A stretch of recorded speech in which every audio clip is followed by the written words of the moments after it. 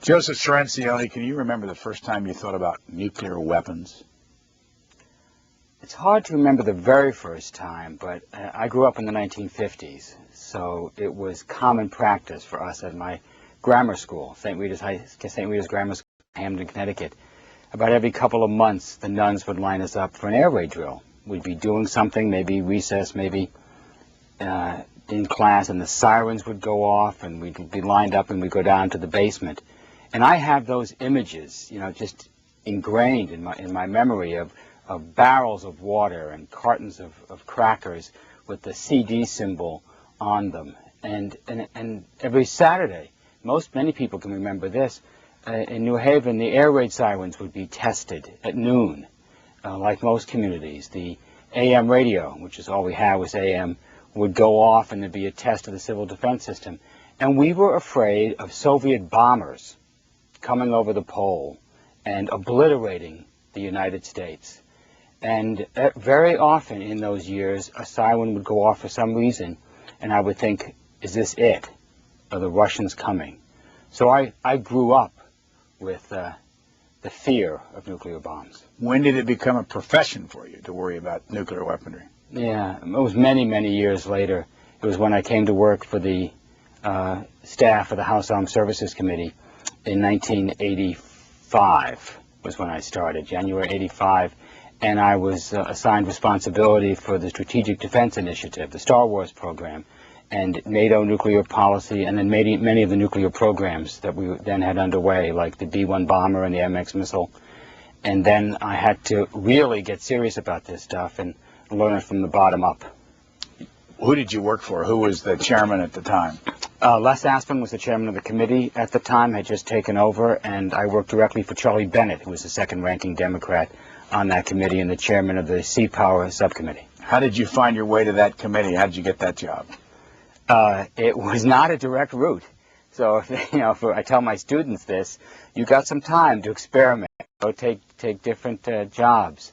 I used to be a community organizer in low-income housing projects in eastern Massachusetts. I did that for many years.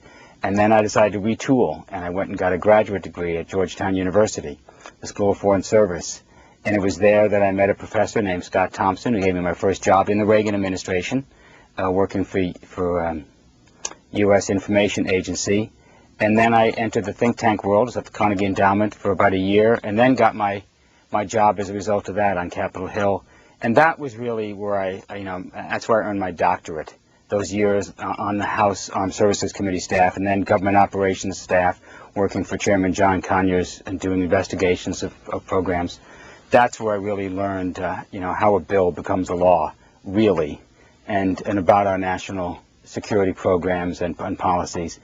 And after leaving the Congress in the end of 1993, I went into the think tank world, the Henry L. Stimson Center, then the Carnegie Endowment for 8 years, and now at the Center for American Progress. Henry L. Stimson is what? What's that center? It's a think tank. There's about 100 think tanks in Washington. The Henry L. Stimson Center is one of the newer ones, about 20 years old now, named after the former Secretary of War, who was responsible for the decision to drop the first nuclear bomb.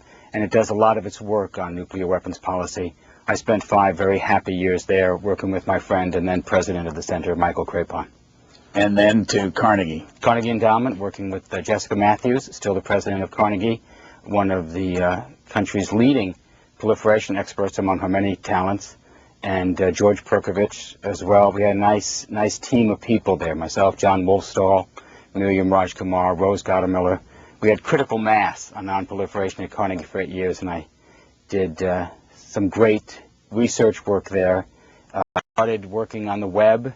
The web was just beginning. We started putting all this information, all this research up there, built a great non-proliferation site in the web, and then left just a year ago to go to Center for American Progress, one of the newest think tanks in town. Is nuclear weaponry and the policy toward it partisan? And if you're a Republican, you think one way, and Democrat another? Often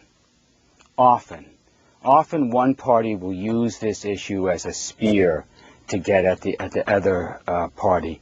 Republicans most often use these nuclear issues to try to show that Democrats are weak on defense, and that somehow being in favor of lots of nuclear weapons makes you stronger.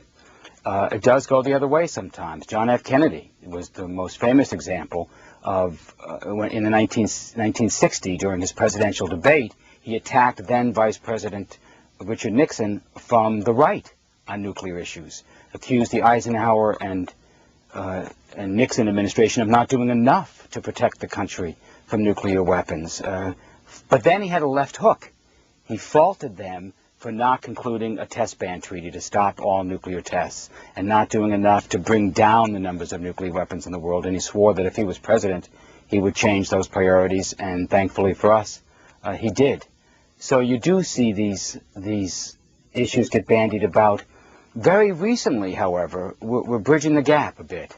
And you see cold warriors from both sides coming together to say it's time to move beyond the Cold War posture. I'm talking about former Secretary of State Henry Kissinger under the Reagan administration, former Secretary of State George Shultz, also another Reagan cabinet member, joining with former Clinton Secretary of Defense Bill Perry and the former chairman of the Senate Armed Services Committee, Sam Nunn, had just penned a very influential op-ed in the Wall Street Journal in January saying it's time to reassert the goal of the elimination of nuclear weapons, sort of fusing the Kennedy and the Reagan vision.